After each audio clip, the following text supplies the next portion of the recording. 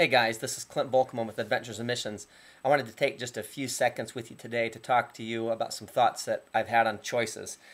This year our theme at Adventures and Missions is choosing your adventure. So obviously the subject has been something that we've been reflecting a lot on lately.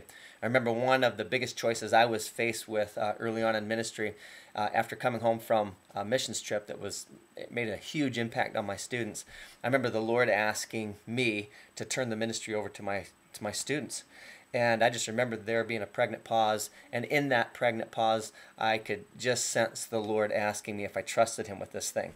And so I did. I explained to my students, I think that this ministry doesn't belong to me, even though I have a title, but I think it belongs to the church. And by the way, you guys are the church. And so what started to happen is they started to pray, and they started to seek the Lord and God's heart on what the Lord wanted to do with them in them making some choices for the ministry.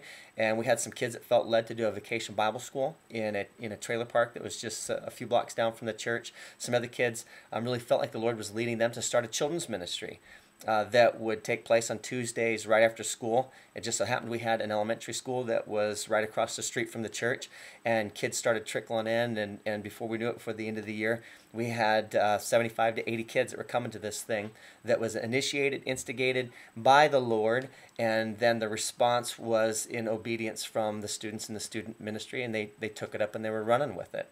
But I don't believe it would have happened if I hadn't made a choice. And so I think as believers we're faced with choices all the time, even more so as ministers. God is constantly giving us opportunities to choose. And so I know that there's some of you that have made some huge choices that you don't have any regrets for. I'd love to hear those stories. If you'd be interested in blogging or replying to this or giving me a video blog back, love to hear about it. I'm even more interested in knowing, I think that we're in a season as a body of believers where God is bringing us to some cliff edges.